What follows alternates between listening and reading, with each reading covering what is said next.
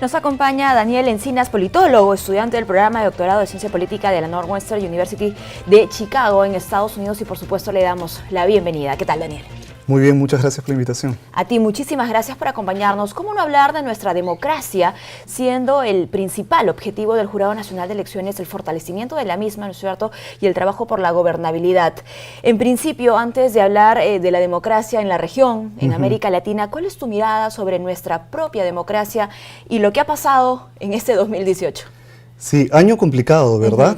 Tenemos un año muy particular, tenemos un año en el que empezamos con este conflicto entre legislativo y ejecutivo muy fuerte y que hacía pensar a muchos de nosotros que podía haber un problema con la democracia, no tanto de parte del presidente, sino más bien de parte del Congreso, que se estaba de alguna manera extralimitando en las funciones que tenía y poniendo una oposición muy fuerte, una obstrucción al desarrollo normal del gobierno. Pero curiosamente llegamos a esta crisis. Se cae el presidente en marzo, tiene que renunciar, ¿no?, Pedro Pablo Kuczynski, y entra un nuevo presidente del que teníamos pocas esperanzas. Expectativa, ¿no? Sí, y se da este cambio constitucional de manera pacífica, de manera tranquila, sin ningún tanque, sin ningún muerto, sin ninguna realmente movilización popular fuerte. Pese a la mirada negativa de ese momento, ¿eso sí fue positivo para nuestra democracia y referente para otros países de la región o no necesariamente? Yo creo que no es conveniente que un presidente no pueda terminar su cargo. Y es un problema eso, sí, hay que decir eso, y que es un peligro que se dé este tipo de cambio, porque es muy azaroso. Y se convierte en un precedente. Y se convierte en un mal precedente porque los presidentes elegidos deberían poder terminar su cargo.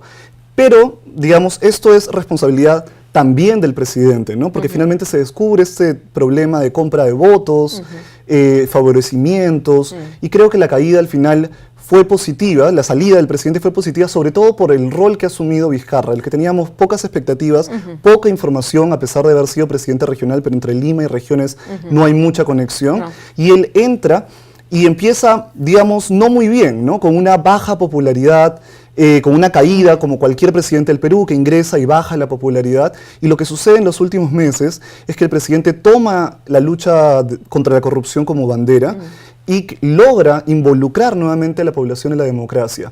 El referéndum para mí es muy importante. Creo que es, no estoy totalmente de acuerdo con las medidas que se han tomado, sobre todo con la no reelección de congresistas, pero creo que es importante incorporar el factor de la población, que la población participe en la democracia. Que sea siempre parte de la ecuación. Exactamente, no podemos dejar de tener a la población como parte de la ecuación y esta desconexión que todavía existe entre nuestra democracia y la sociedad, porque la democracia peruana existe, ¿no? Pero hay una desconexión con lo que sucede en la sociedad, hay poca conexión, poca representatividad, partidos políticos muy débiles, pero este referéndum de alguna manera emociona a la población, involucra a la población y tenemos un presidente con una popularidad absolutamente inédita, ¿no? 60, 65% dependiendo de la encuestadora, no es típico del Perú. Ahora, ¿qué impacto tienen las democracias de otros países de la región en nuestra propia democracia? ¿Y por qué lo menciono? Porque según la encuesta, ¿no es cierto?, el Latino Barómetro, la democracia pasa por sus horas más bajas en América Latina, ¿no? Incluso el 48% considera hoy que el régimen democrático es preferible a cualquier otra forma de gobierno, pero ya es un porcentaje menor a la mitad de la población. Estamos hablando además de una muestra de más de 20.000 entrevistas, ¿no?, de 18 países. Correcto. Que se realizó entre junio y agosto. Correcto. Mira, yo creo que hay que diferenciar dos cosas. Por un lado, lo que decía, la desconexión entre la democracia y la legitimidad popular de esta democracia, el involucramiento de las personas en la democracia, pero hay que diferenciarlo del funcionamiento del régimen. Yo no soy tan pesimista con respecto al funcionamiento de la democracia en América Latina. Yo creo que si uno lo ve en perspectiva histórica, nunca hemos tenido tantas democracias en América Latina y nunca hemos tenido democracias tan duraderas. En la mayoría de países tenemos democracias que están durando más que nunca, ¿no? Incluyendo el Perú. Claro, poniéndonos en esa lista, ¿no? Exactamente. Entonces, la insatisfacción con la democracia es preocupante, pero digamos que es otro fenómeno y hay que considerar que sí, tenemos elecciones, tenemos una amplia protección de libertades civiles en la mayoría de países, Y tenemos entonces democracias que funcionan, pero que funcionan mal. Y eso es lo que tendríamos que hablar. Claro, ¿y de quién depende? ¿No es cierto? ¿Cuál es el factor allí que debe corregirse, ajustarse para que tengamos democracias que en la práctica, ¿no es cierto?, que en el día a día, que es como aprendemos lo que es una democracia, no nos genere tanta frustración?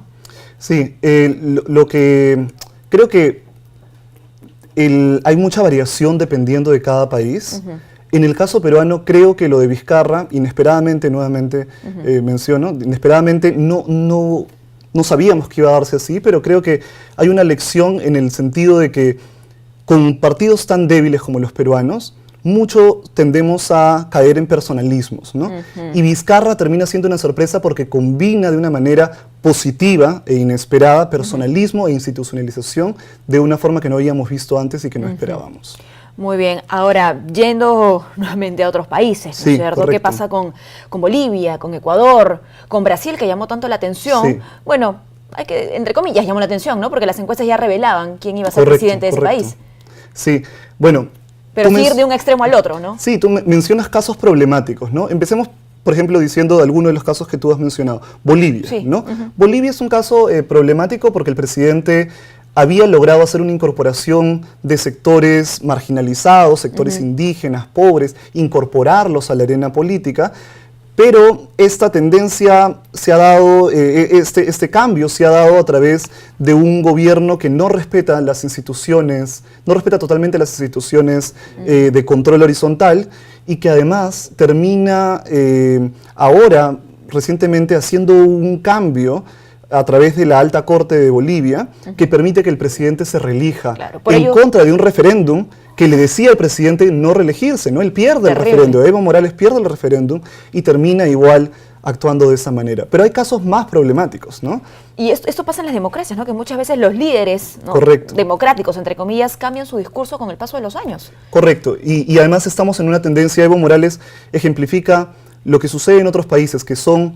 El peligro de la democracia ya no proviene de fuera de la democracia, sino de los mecanismos democráticos. Son líderes electos, ya no son los militares haciendo golpes de Estado, sino líderes electos que van en contra de la democracia y que terminan atacando a la democracia, utilizando las instituciones de la propia democracia, ¿no? Pero como te decía, hay casos un poco más problemáticos incluso que Bolivia. Bolivia está en un punto medio todavía. Venezuela. Venezuela, ¿no?, que es el caso favorito del Perú. Hablamos mucho de ello. Maduro ha llevado a un nivel de resistencia a ese autoritarismo que desafía cualquier teoría previa de estabilidad autoritaria. Se mantiene en una crisis muy, muy grave y básicamente a punta de represión. Pero hay dos casos más que podríamos mencionar y que no hablamos mucho en el Perú, ¿no? Por ejemplo, Nicaragua con Daniel Ortega, ¿no? Hay una represión muy fuerte contra protestas populares que iniciaron como protestas estudiantiles. Han llevado una represión muy, muy fuerte. Durante este año hubo unas protestas que tuvieron más de 130 muertos, no hablamos de eso, 10 muertos al menos, asesinados con balazos en la cabeza, que hablan del nivel de represión que el régimen está utilizando de un ex sandinista para poder mantenerse en el poder, ¿no? Y Honduras, que también es un caso con Hernández, ¿no?